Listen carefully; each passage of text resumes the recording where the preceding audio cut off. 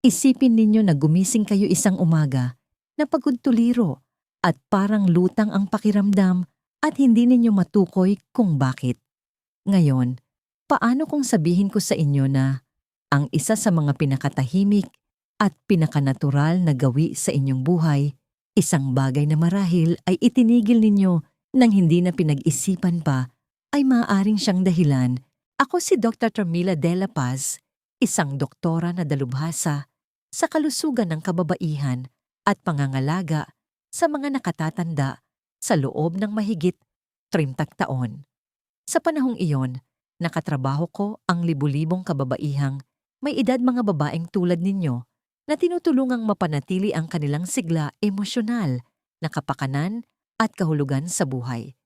Ngayon, nais kong makipag-usap sa inyo hindi bilang isang siyentista, kundi bilang isang taong lubos na nakauunawa na binabago ng edad ang lahat, kasama na ang relasyon natin sa ating sariling katawan. Heto ang isang katotohanan na halos walang nagsasabi. Kapag tuluyang tinitigil ng isang babae ang masturbasyon, may mga bagay na nagsisimulang magbago. Nangyayari ito ng tahimik paunti-unti at hindi ito palaging para sa ikabubuti. Ang ilan sa mga pinakakaraniwang reklamo na naririnig ko sa aking klinika, hirap sa pagtulog, pagiging iritable kakulangan sa intimasiya, at maging ang paghina ng kalusugan ng pelvic area ay madalas na maiuugat sa isang bagay na simple, ngunit halos palaging napapabayaan. Sa artikulong ito gagabayan ko kayo sa 5 makapangyarihan at napatunayan ng siyensya na pagbabago na nangyayari sa inyong katawan at isipan kapag tuluyan na ninyong itinigil ang masturbasyon pagkatapos ng edad 60. Hindi lamang ito mga interesanting kaalaman, ang ilan ay mga babala, habang ang iba naman ay mga pagkakataong maaaring magpabago ng buhay. Ang kaalamang ito ay maaaring makatulong sa inyo na mabuhay ng mas matagal magmahal, ng mas malalim at muling matuklasan ang mga bahagi ng inyong sarili na akala ninyo'y matagal nang nawala. At ang huling punto, ang numero 5, ang siyang nakakagulat maging sa mga bihasang doktor na tulad ko. Nakaaapekto ito sa kung paano tumatanda ang inyong utak at kung gaano kahusay na pinoprotektahan ng inyong katawan ang sarili nito mula sa mga malubhang sakit. Kung kayo ay higit sa isis, kailangan ninyong marinig ito dahil ang pagtigil sa gawaing ito ay maaring dahan-dahang nagnanakaw ng inyong sigla nang hindi ninyo namamalayan. Bago tayo magpatuloy, kung nakikita ninyo ang halaga sa tapat at angkop sa edad na payong pangkalusugan na para mismo sa mga kababaihang higit sa 60, hinihikayat ko kayong manatili. Kung ang paksang ito ay tumatagos sa inyo, i-type ang oo sa mga komento. Kung hindi, i-type ang hindi. Ang inyong puna ay nakakatulong sa akin na lumikha ng nilalaman na tunay na sumusuporta sa inyong kalusugan at dignidad. Simulan natin sa isang bagay na hindi na pagtatanto ng karamihan. Kapag tuluyan ninyong itinigil ang masturbasyon sa inyong mga huling taon, ang inyong mga hormone ay hindi lang basta nananahimik. Nagsisimula silang magbago sa mga paraan na maaring tahimik na kumakalaban sa inyong pangkalahatang kalusugan. Kaya pag-usapan natin kung ano ang nangyayari sa loob ng inyong katawan kapag ang natural na balanseng ito ay nagambala. Ang inyong mga hormone ay maaaring magsimulang kumalaban sa inyo. Napakarami ko ng pasyente na nasa kanilang 60s, 70s at higit pa ang pumapasok sa aking klinika at nagsasabing, "Dra De La Paz, hindi ko na pumaramdaman ang sarili ko. Mas pagod ako kaysa dati, wala na akong sigla tulad ng dati. Hindi naman po ako depressed pero hindi rin ako ganap na buhay." Madalas nilang inaakala na dala lang ito ng edad, na normal lang ito. Naiintindihan ko kung bakit nila iniisip iyon, pero sa maraming kaso, hindi lang ito dahil sa edad. Ito ay ang mga hormone na tahimik na nawawala sa balanse, at madalas ang pagbabagong iyon ay nagsisimula kapag tuluyan na nilang itinigil ang masturbasyon. Alam ninyo, ang masturbasyon ay higit pa sa isang paraan ng pagpapalabas ng tensyon. Ito ay isang biolohikal na senyales. Ito ay isang mensahe sa inyong katawan na nandito pa kayo masigla pa at konektado pa sa inyong pinakapangunahing puwersa ng buhay. Para sa mga kababaihan, ang sexual na estimulasyon, kahit walang orgasm, ay nagpapataas ng daloy ng dugo sa pelvic area. Ang daloy ng dugo na yon ay napakahalaga. Sumusuporta ito sa balanse ng estrogen na tumutulong na mapanatili ang pagkaelastiko ng tissue natural na lubrikasyon at maging ang inyong mood. Kung walang regular na estimulasyon, unti-unting binabawi ng katawan ang suporta sa lugar na yon. Ang panunuyo ng ari, pagtaas ng discomfort at pagbaba ng interes sa sexualidad ay maaaring sumunod hindi lang dahil sa edad, kundi dahil sa nabawasang estimulasyon at hormonal feedback. Ito ay hindi tungkol sa pagpapaganda o pagsubok na ibalik ang panahon. Ito ay tungkol sa kimika simple at dalisay. Ang inyong katawan ay laging tumutugon sa kung paano ninyo ito tinatrato at ito ay umaangkop ng naayon. Kung titigilan ninyong gamitin ang isang bagay, inaakala ng inyong katawan na hindi ninyo na ito kailangan. Totoo iyan para sa mga kalamnan, totoo iyan para sa memorya, at totoo iyan para sa mga hormone. Ang masturbasyon sa esensya ay isa sa iilang natural at abot-kayang paraan para patuloy na magsenya sa inyong katawan na kayo ay konektado pa rin sa buhay, nakaayon pa rin sa kasiyahan at karapat-dapat pa ring makaramdam ng mabuti. Naalala ko ang isang pasyente si Aling Lourdes, isang 64 taong gulang na retiradong librarian mula sa Cebu. Dumating siya na nagrereklamo ng mababang enerhiya, masakit, na pakikipagtalik at patuloy na mababang mood. Pinag-usapan namin ang mga pagbabago sa hormone pagkatapos ng menopause, ngunit pagkatapos ay dahan-dahan ko siyang tinanong tungkol sa kanyang mga intimate na gawi.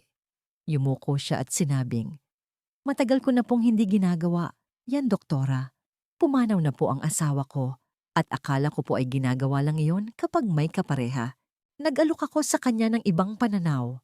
Hinikayat ko siya, hindi pinilit, kundi hinikayat na muling kumonekta sa kanyang katawan sa isang ligtas, pribado at walang paghuhusgang paraan.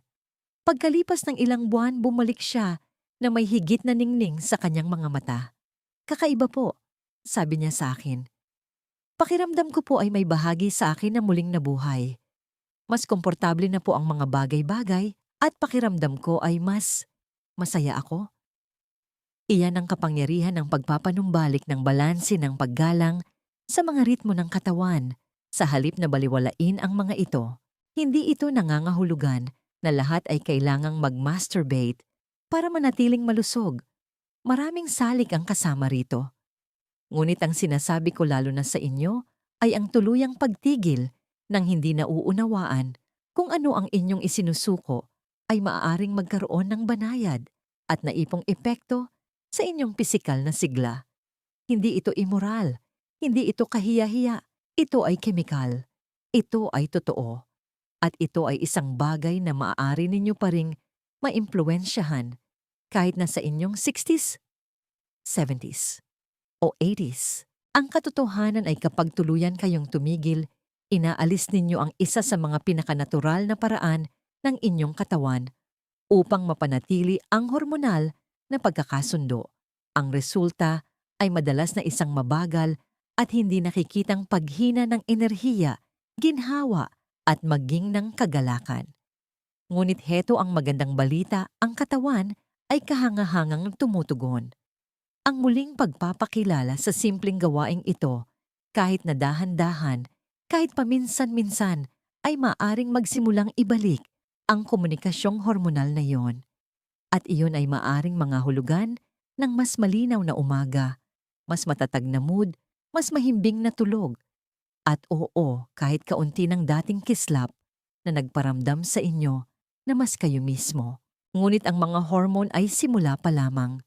Gaano man sila kapangyarihan, sila ay isang bahagi lamang ng kwento. Dahil ang susunod na mangyayari sa loob ng inyong isipan, inyong emosyon, inyong pagkatao, ay maaring mas malalim pa. Pag-usapan natin kung ano ang nagbabago sa inyong utak kapag tuluyan ninyong itinigil ang masturbasyon at kung bakit maaring mas naaapektuhan nito ang inyong kapayapaan ng isip kaysa sa inaakala ninyo. Kung nandito pa rin kayo at ang mensaheng ito ay tumatagos sa inyo, i-type lang ang numerong 1 sa mga komento para malaman kung kasama ko pa rin kayo. Mahalaga ang inyong presensya. Ngayon magpatuloy tayo. Ang susunod ay maaring makagulat sa inyo. Nagsisimulang lumitaw ang mga pagbabago sa pag-iisip at emosyon. Kapag iniisip ng mga tao ang masturbasyon, lalo na sa pagtanda, madalas nilang itinuturing ito bilang isang bagay na purong pisikal, isang paraan ng pagpapalabas ng tensyon, isang tungkulin ng katawan na hindi na kailangan habang nagkakaedad. Ngunit ang ating nakakalimutan ang bihirang nating pag-usapan ay kung gaano kalalim na konektado ang simpleng gawaing ito sa ating emosyonal na balanse at kalinawan ng isip. Sa paglipas ng mga taon, nakaupo ako kasama ang hindi mabilang na mga nakatatandang babae na nagsabi sa akin sa iba't ibang paraan na sila ay wala sa sarili. Ang ilan ay nagsasabing sila ay parang manhid. Ang iba naman ay inilalarawan ito bilang isang patuloy na batayang pagkairita o isang nakakainis na kalungkutan na hindi nila maalis. Sa unang tingin, madaling isisi iyon sa pagtanda, pagreretiro o pagkawalan ng kapareha. Ngunit kung susuriin ng mas malalim, isang pattern ang nagsisimulang lumitaw. Alam ninyo, ang utak ng tao ay hindi tumitigil sa pangangailangan ng estimulasyon dahil lang sa tayo ay 60 o 70 na. Sa katunayan, sa maraming paraan, mas hinahanap-hanap nito ang mga makabuluhan, nakalulugod at emosyonal na nagpapakalmang karanasan. Ang masturbasyon ay isa sa iilang gawain na nagbibigay sa inyong utak ng natural at malusog na halo ng mga kemikal na nagpapasaya, dopamine, serotonin, oxytocin at endorphins. Hindi lamang ito mga pleasure hormones. Sila mismo ang mga sangkap na ginagamit ng inyong utak para ayusin ang mood, bawasan ang pagkabalisa, pag-aani ng stress, at suportahan ang mahimbing na pagtulog. Kaya kapag ang regular na pagpapalabas na yon ay tuluyang nawala ang epekto, ay maaring kumalat sa inyong emosyonal na kapakanan sa mga paraan na hindi inaasahan ng karamihan. Naaalala ko ang isang babae, si Aling Elena, na nasa maagang 70s na nagpunta sa akin pagkatapos pumanaw ang kanyang asawa. Sinabi niya sa akin na hindi niya hinawakan ang sarili sa loob ng mahigit 1 taon. Parang hindi na po tama, sabi niya. Wala na po akong nakikitang dahilan. Ngunit habang nagsasalita siya, ibinahagi niya kung gaano siya kadiskonektado sa kanyang katawan, kung gaano kahirap ang pagtulog, kung paano nagbago ang kanyang mood, at kung paano mas matindi ang epekto sa kanya ng maliliit na pang-araw-araw na kabiguan. Hindi na siya nagluluksa, kahit hindi sa tradisyonal na paraan, ngunit may isang bagay sa kanya na nanlamig. Tinanong niya ako, halos nag-aalangan. Mali po ba na gusto ko pa rin ang pakiramdam na yon sa edad kong ito? Sinabi ko sa kanya ang sinasabi ko sa lahat ng aking pasyente, hindi po iyan mali. Iyan po ay pagiging tao. At higit pa riyan, ito ay malusog. Kapag tuluyang tinitigil ng mga kababaihan ang masturbasyon, lalo na pagkatapos ng isang buhay na may koneksyon sa sariling kasiyahan, maaaring bigyang kahulugan ng utak ang kawalan na yon bilang isang pag-atras mula sa emosyonal na pakikipag-ugnayan. Isipin ninyo ito sa ganitong paraan. Sa loob ng mga dekada, sanay ang inyong utak sa mga regular na pagtaas ng mga positibong neurotransmitter na nauugnay sa pisikal na intimasiya. Kapag nawala ang mga iyon, nang hindi napapalitan ng ibang anyo ng malalim na emosyonal o pisikal na estimulasyon, maaaring magsimulang mawala sa balanse ang utak. Ang kasunod nito ay maaaring magmukhang banayad na depression, mababang kakayahang labanan ng stress, mas maikling pasensya o isang mas patag na emosyonal na tanawin. Ang ilan ay inilalarawan pa ito bilang isang pakiramdam ng paglaho o pagiging invisible na parang dahan-dahan silang nawawala sa likuran ng kanilang sariling buhay. At walang sino man ang nagsasabi tungkol dito. Karamihan sa mga doktor ay hindi nagtatanong.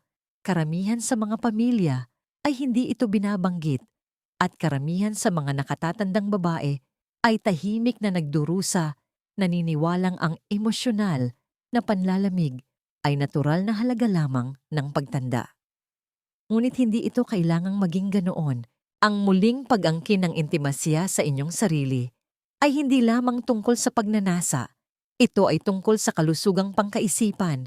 Ito ay tungkol sa pagbibigay sa inyong utak ng isang sandali ng kapayapaan, isang dosis ng kimika na nagsasabing, buhay kaligtas ka, mahalaga ka pa rin. Ito rin ay tungkol sa muling pagkonekta sa mga bahagi ninyo na dating nakaramdam ng kagalakan nang walang pagkakasala.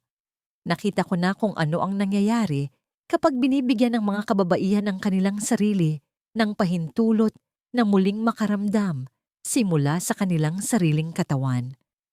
Bumabalik ang kanilang tawa, bumubuti ang kanilang pagtulog, lumalambot ang kanilang pananaw. Hindi ito mahika, ito ay kimika, kung bibigyan ng tamang kondisyon. Kaya kung tuluyan na ninyong itinigil ang masturbasyon at nakakaramdam kayo ng mas maraming pagkabalisa, pagkabagabag, o mas emosyonal na distansya kaysa dati, sulit na tanungin kung may kinalaman ba dito ang kawalan ng koneksyong iyon. Ang inyong utak ay nakahanda pa rin. Para sa gantimpala, may kakayahan pa ring lumikha ng kagalakan at kung minsan ang isang bagay na kasing simple ng pagpapahintulot sa inyong sarili ng 5 tahimik na minuto ng intimasya ay maaaring sapat na upang simulan muli ang kislap na yon. Ngunit marahil mas makapangyarihan pa kaysa sa kung ano ang nangyayari sa utak ay ang nangyayari sa katawan. Dahil kapag nagsimulang magbago ang inyong mga hormone at emosyon, hindi sila nag-iisa. Nagsisimula silang makaapekto sa sirkulasyon kalusugan ng tissue at maging sa inyong panganib para sa mga pangmatagalang kondisyon, lalo na sa mga lugar na hindi ninyo inaasahan. Tingnan natin ngayon ng mas malapitan kung ano ang pisikal na nangyayari partikular sa inyong pelvic region at cardiovascular system kapag tuluyan ninyong itinigil ang masturbasyon pagkatapos ng 60. Ang matutuklasan ninyo ay maaaring makagulat sa inyo. 3. Maaaring humina ang kalusugan ng cardiovascular at pelvic area. Bilang isang doktor na gumugol ng mahigit 3 dekada sa pagtatrabaho sa mga nakatatandang kababaihan, natututunan ko na ang katawan ay may sariling wika. Hindi ito laging sumisigaw. Minsan ito ay bumubulong tahimik na mga senyales banayad na discomfort o mga pagbabago na isinasantabi natin bilang pagtanda lang. Ngunit ang hindi na pagtatanto ng maraming kababaihan ay kapag huminto tayo sa pakikilahok sa intimate na pisikal na estimulasyon, oo. Kasama na ang masturbasyon ng ating mga katawan ay nagsisimulang tahimik na magbago sa mga paraan na mas malalim kaysa sa ating inaasahan. Isa sa mga pinakanapapabayaang epekto ng tuluyang pagtigil sa masturbasyon pagkatapos ng 6-2 ay ang paraan kung paano nito naaapektuhan ang sirkulasyon, lalo na sa pelvic region. Alam ninyo ang sexual na pagka-excite ay natural na nagpapataas ng daloy ng dugo sa buong katawan. Ang pagtaas na iyon sa sirkulasyon ay hindi lamang tungkol sa pagka-excite o kasiyahan. Ito ay gumaganap ng isang kritikal na papel sa pagpapakain sa mga tissue, pagpapanatili ng kalusugan ng mga ugat at pag-iingat sa tono ng kalamnan. Kapag nawala ang estimulasyong yon, bumababa ang daloy ng dugo at sa paglipas ng panahon, nagsisimulang lumitaw ang mga epekto. Minsan ay ginamot ko ang isang babae, si Aling Teresita, na nasa maagang 70s.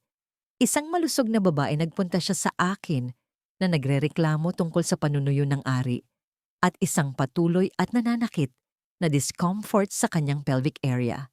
Nagsimula na rin siyang makaranas ng madalas na pag-ihi na tila bigla na lang lumitaw. Isinagawa namin ang lahat ng karaniwang pagsusuri, maayos ang kanyang puso, walang impeksyon, ngunit mayroong mali. Nang tanungin ko tungkol sa kanyang mga gawi sa intimasya, nag-atubili siya, pagkatapos ay inamin na tuluyan na niyang itinigil ang lahat, mga 5 taon na ang nakalipas. Pakiramdam ko po sarado na ang kabanatang yon ng buhay ko. Sabi niya sa akin, tumimo sa isip ko ang pariralang iyon dahil narito ang isang babae na ang katawan ay tumutugon, hindi sa isang sakit, kundi sa isang kawalan, ang kawalan ng estimulasyon ng sirkulasyon ng koneksyon. Para sa mga kababaihan, ang sexual na estimulasyon ay nagpapataas ng daloy ng dugo sa mga pader ng ari na sumusuporta sa lubrikasyon, pagkaelastiko at integridad ng mga tissue sa pelvic. Kung wala ang regular na pagdagsa ng dugo ang tissue ng ari, ay maaring numipis, maging mas marupok at matuyo. Maaari itong humantong sa discomfort habang gumagalaw sakit, habang nakikipagtalik dispareunia at mas mataas na panganib ng iritasyon o impeksyon. Hindi lamang ito tungkol sa edad, ito ay tungkol sa paggamit o mas tumpak sa hindi paggamit. At nariyan din ang pelvic floor na dapat isaalang-alang isang koleksyon ng mga kalamnan na sumusuporta sa pantog bituka at matris. Kapag huminto kayo sa paggamit ng mga kalamnan na iyon sa pamamagitan ng sexual na aktibidad at orgasm, maaari silang magsimulang humina. Ito ay lalong mahalaga para sa mga nakatatandang kababaihan na maaaring nakakaranas na ng mga issue tulad ng madalas na pag-ihi o incontinence. Ang pagpapalakas ng pelvic floor ay hindi lamang tungkol sa Kegels. Ito rin ay tungkol sa pagpapanatili ng mga natural na pattern ng estimulasyon at pakikilahok na maaaring dahan-dahang suportahan ng masturbasyon. At huwag nating kalimutan ang mas malawak na koneksyon sa cardiovascular. Ang sexual na aktibidad, kasama na ang masturbasyon ay isang banayad na anyo ng pisikal na ehersisyo. Itinataas nito ang tibok ng puso, tumutulong sa pamamahala ng presyo ng dugo at sumusuporta sa pangkalahatang pagka-fleksibol ng mga ugat. Para sa maraming senior na kababaihan, lalo na sa mga may limitadong paggalaw, ito ay isa sa iilang gawain na dahan-dahang nag-i-ehersisyo sa puso at sa mga kalamnan sa ibabang bahagi ng katawan. Kapag inalis ito sa pang-araw-araw na buhay, nawawala ang isa pang mapagkukunan ng passive na suporta sa cardiovascular.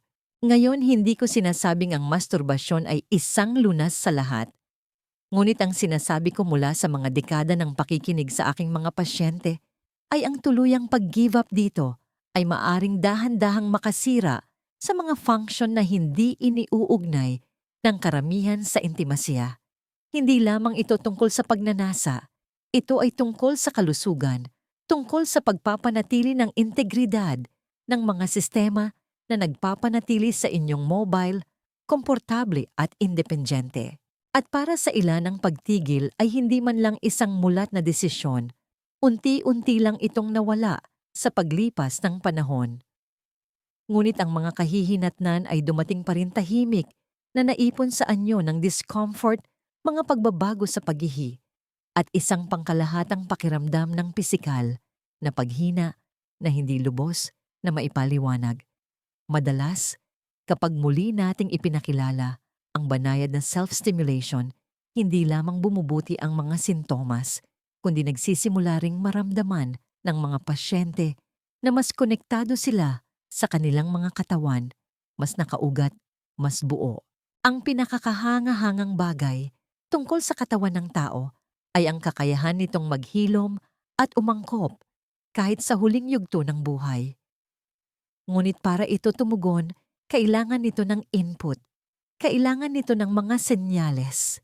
At kung minsan, ang kailangan lang ay isang sandali ng muling pagkonekta upang simulan ang proseso ng paggaling na yon.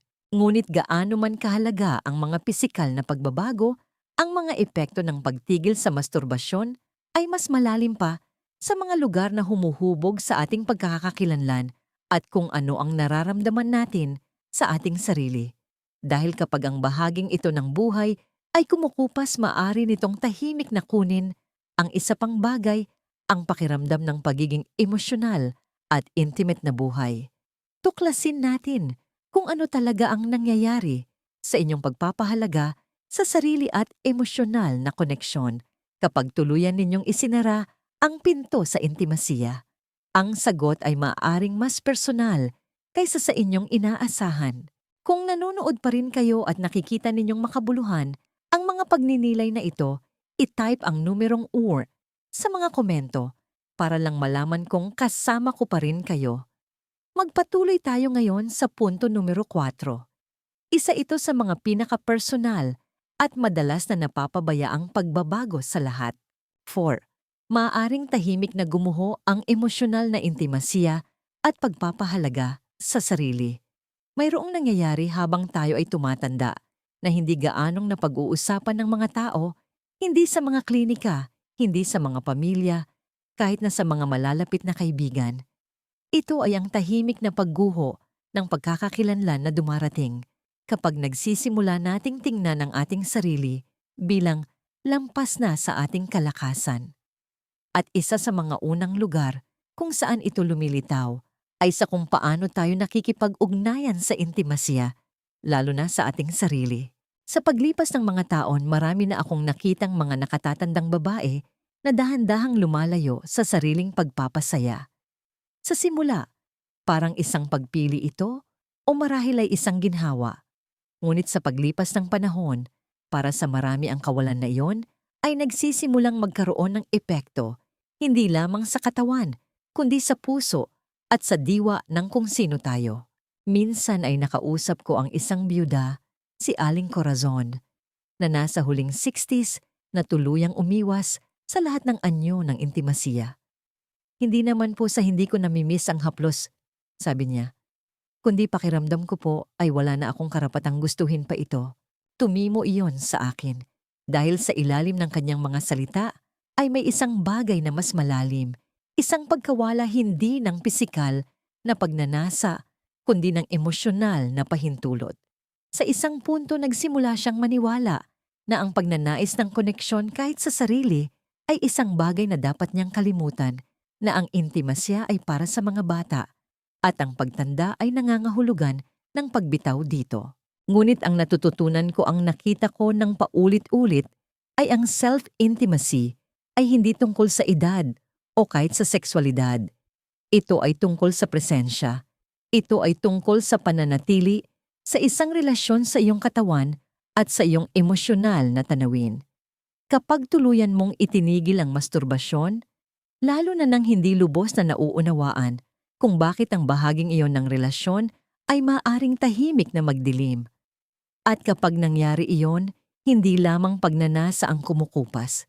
Ito ay isang pakiramdam ng pagiging malapit, ng pagiging buhay ng emosyonal, na pagpapatuloy na madalas ay hindi natin namamalayan na nawala na pala hanggang sa ito ay tuluyan ng wala.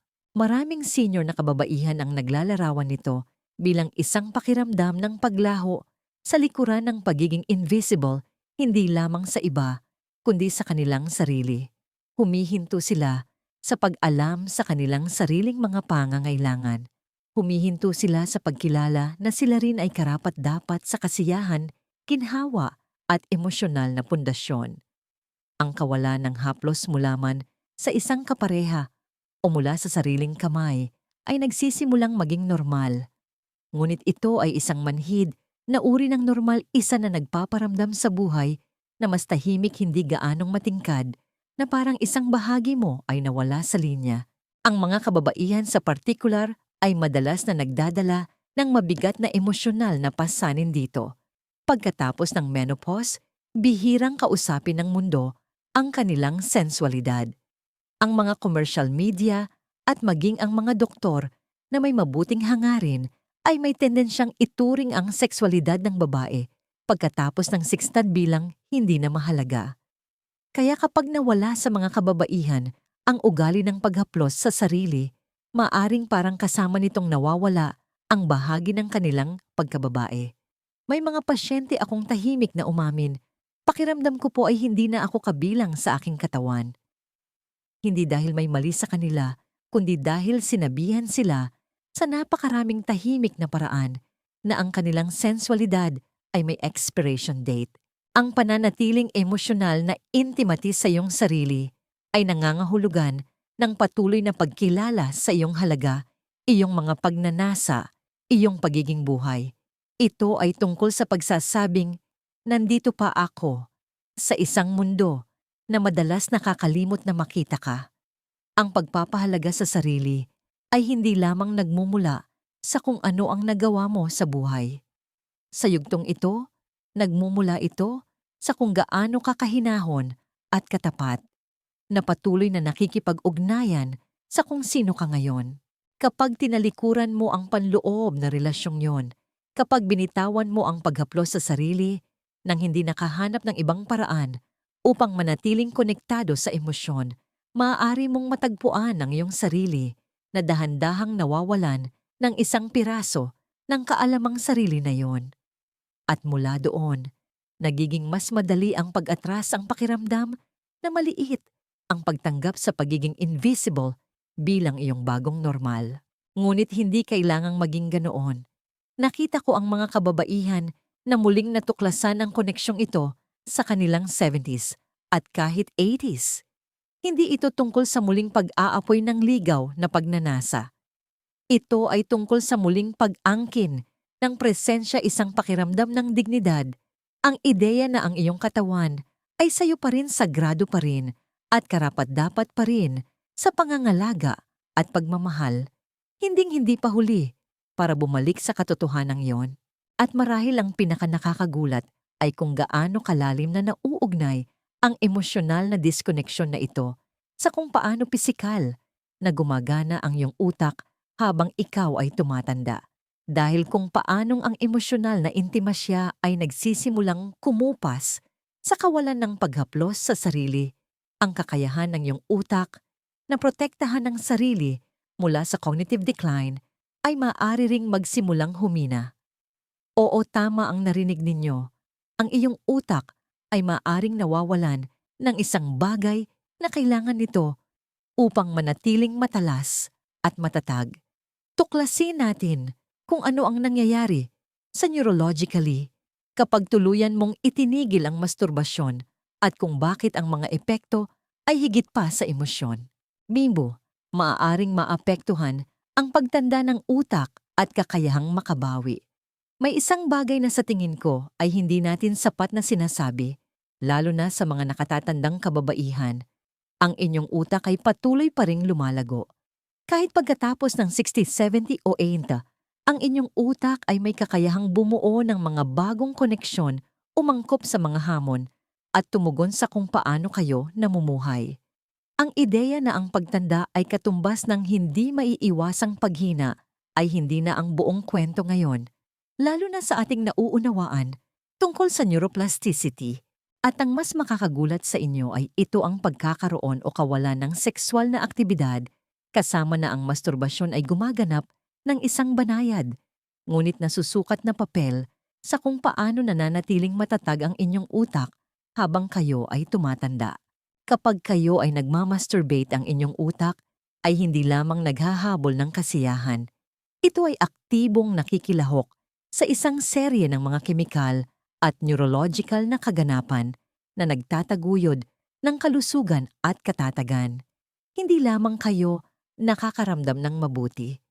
Naglalabas kayo ng dopamine, oxytocin at endorphins na lahat ay sumusuporta sa regulasyon ng mood, cognitive function at maging sa pagpapanatili ng memorya.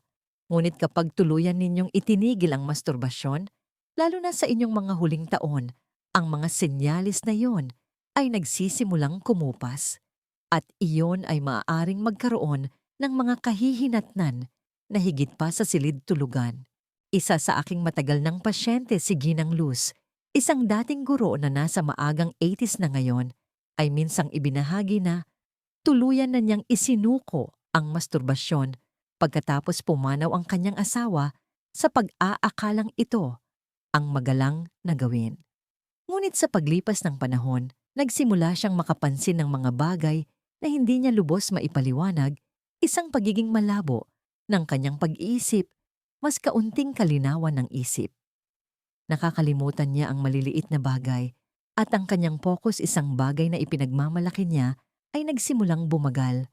Inalis namin ang posibilidad ng maagang yugto ng demensya at matatag ang kanyang mga resulta sa lab. Ngunit sa emosyonal pakiramdam niya ay diskonektado siya. Hindi naman depressed pero hindi lang siya ang kanyang sarili. Dahan-dahan ko siyang tinanong kung nakikilahok pa ba siya sa anumang anyo ng intimasya. Tumingin siya sa akin medyo nagulat. Sa edad kong ito, mahina siyang tumawa. Hindi po tapos na po ako diyan. Huminto ako at sinabing, paano kung hindi pa po dapat?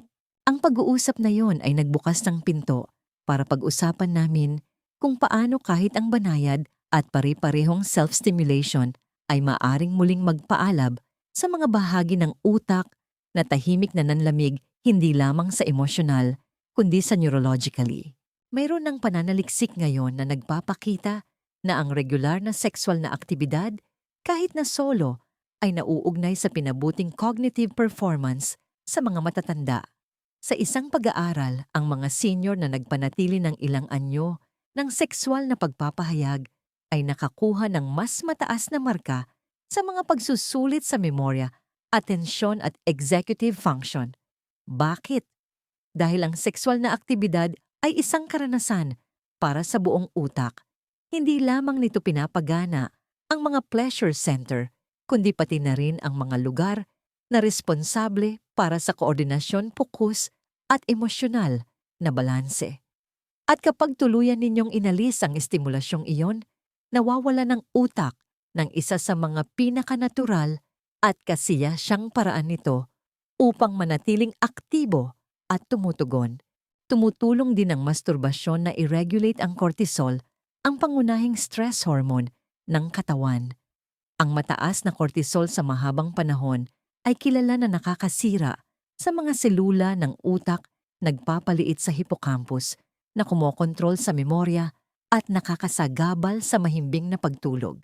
Kapag hindi na kayo nakikilahok sa mga aktibidad na nagbabawas ng stress na yon, kahit isang bagay na kasing personal at pribado ng sariling pagpapasaya, ang mga pangmatagalang epekto sa pag-iisip ay maaaring dahan-dahang maipon. Ngunit bihirang pag-usapan natin ito. Inuugnay natin ang kalusugan ng utak sa mga crossword puzzle at malusog na pagkain na tiyak na mahalaga. Ngunit binabaliwala natin ang isang bagay na napakatao at abot kaya ang intimasya sa sarili. Ang mas makapangyarihan pa ay kung ano ang nangyayari kapag naibalik ang intimasyang yon. May mga pasyente akong naglarawan ng mas mahusay na pagtulog, mas matalas na pag-iisip at isang mas kalmadong emosyonal na estado pagkatapos muling ipakilala ang paminsan-minsang masturbasyon sa kanilang buhay. Hindi lamang ito tungkol sa gawa, ito ay tungkol sa kung ano ang isinisenyas ng gawa sa utak, isang pakiramdam ng kaligtasan, isang pagbabalik sa ritmo, isang kislap ng kagalakan.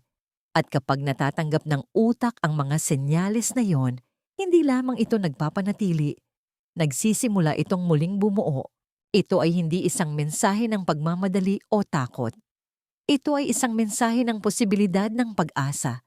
Dahil kung namumuhay kayo nang walang ganitong anyo ng koneksyon at napansin ninyo na humihina ang inyong kalinawan ng isip, hindi pa huli para gumawa ng pagbabago. Nakikinig pa rin ang inyong utak.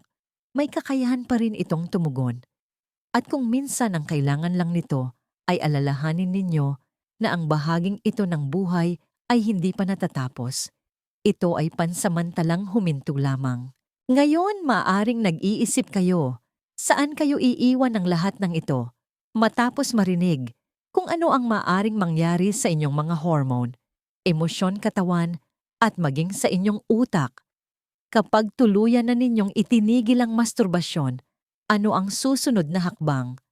Paano ninyo gagamitin ang impormasyong ito upang suportahan ang inyong kapakanan sa paraang natural, ligtas at marangal?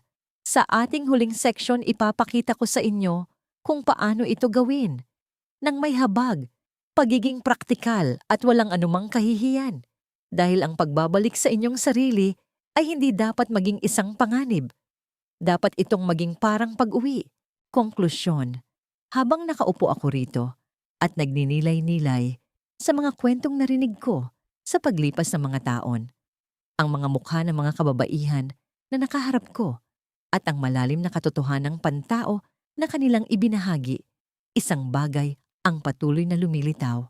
Ang bahaging ito ng buhay, ang bahaging ito ninyo ay hindi kailanman tunay na nawawala.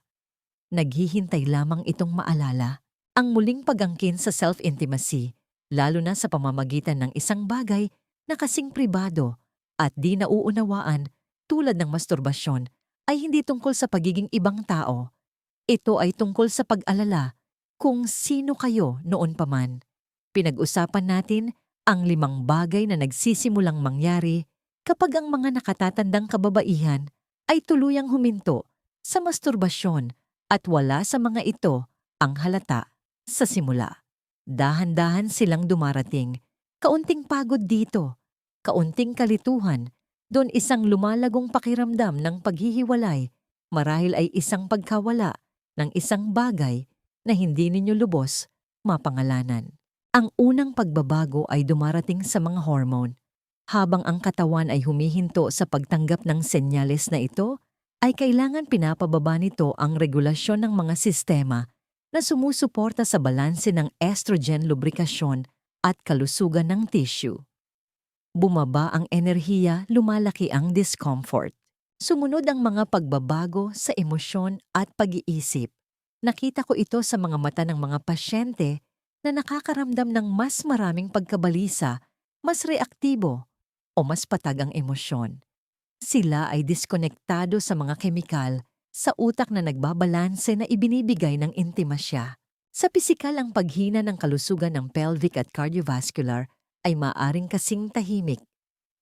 Nagbabago ang sirkulasyon, humihina ang mga kalamnan at ang mga tissue sa ari ay nagiging mas marupok. Sa emosyonal, marahil ang pinakamasakit na pagbabago ay ang pagguho ng pagpapahalaga sa sarili. Narinig ko ang mga kababaihan na nagsasabing, "Hindi ko na po maramdaman ang sarili ko." Dahil sa isang punto sinabihan tayo na masyado na tayong matanda para sa sensualidad. Ngunit hindi iyon totoo. At panghuli na riyan ng utak. Kapag huminto kayo sa masturbasyon, nawawalan kayo ng pagkakataong pasiglahin ang inyong utak, bawasan ang mga stress hormone, at protektahan ang inyong cognitive flexibility. Malinaw ang siyensya at higit sa lahat, malinaw din ang mga kwento. Nakita ko ang mga kababaihan sa kanilang 70s at 80s na muling nagliwanag hindi dahil bumalik sila sa kung sino sila dati, kundi dahil umuwi sila sa kung sino pa rin sila ngayon. Kung umabot kayo hanggang dito, alam kong hindi ito madaling paksang pagnilayan. Marahil ay medyo hindi kayo komportable na gulat o kahit medyo nalungkot sa pag-iisip kung gaano katagal nang nakahinto ang bahaging ito ninyo. Ngunit nais kong malaman ninyo, ang isang bagay, hindi pa huli ang lahat. Wala sa mga ito ang hindi na maibabalik. Nakikinig pa rin ang inyong katawan, umaangkop pa rin ang inyong utak, at ang inyong espiritu ay naghahangad pa rin ng koneksyon. Maaari kayong magsimulang muli nang dahan-dahan may paggalang sa inyong sariling oras at sa inyong sariling mga tuntunin. Ang masturbasyon sa yugtong ito ng buhay ay hindi tungkol sa pagnanasa o pantasya. Ito ay tungkol sa pag-aaruga. Ito ay tungkol sa pag-check-in sa inyong sarili. Ito ay tungkol sa pagbibigay galang sa simpleng katotohanan na nandito pa rin kayo, buhay pa at karapat-dapat pa rin sa kasiyahan at presensya. Hindi ninyo kailangang mag-perform. Hindi ninyo kailangang patunayan ng anuman. Kailangan ninyo lamang alalahanin na ang katawan na ito, ang isip na ito, ang puso ninyong ito, sila ay karapat-dapat pa ring alagaan. Kaya habang kayo ay nagpapatuloy mula sa artikulong ito, inaanyayahan ko kayong tanungin ang inyong sarili, hindi kung ano ang sa tingin ninyo ay dapat ninyong maramdaman, kundi kung ano ang tunay ninyong kailangan. Pinatahimik ba ninyo ang isang bahagi ng inyong sarili dahil akala ninyo ay hindi na ito angkop. Mayroon ba kayong namimiss kahit hindi ninyo ito masabi sa salita? At kung gayon, ano ang magiging kahulugan ng muling pag-angkin nito, hindi bilang isang luho, kundi bilang isang anyo ng pagpapagaling? Nalagpasan ninyo ang isang buhay na puno ng mga responsibilidad, hamon at sakripisyo. Inalagaan ninyo ang iba, nagpakita, nagtiis, at lumago.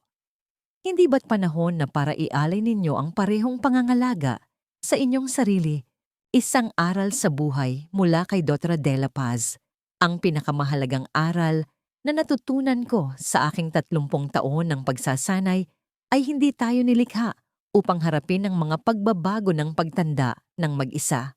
Ang koneksyon ang susi sa isang masiglang buhay at nagsisimula iyon sa pagiging konektado sa ating sarili. At pagkatapos ay sa isa't isa. Kung ang mensaheng ito ay nagsalita sa inyo ngayon, ikararangal ko kung ipapaalam ninyo sa akin sa pamamagitan ng pag-iwan ng komento sa ibaba. Mahalaga ang inyong mga kwento at pagninilay. At kung meron kayong kaibigan, kapatid o ibang babae sa inyong buhay na maaring tahimik na nakikipagpunyagi sa mga ganitong damdamin, mangyaring isaalang-alang ang pagbabahagi ng artikulong ito sa kanila. Minsan ang malaman lamang na hindi ka nag-iisa ang pinakamakapangyarihang gamot sa lahat. Ipagpatuloy natin ang usapang ito. Salamat sa inyong pagpunta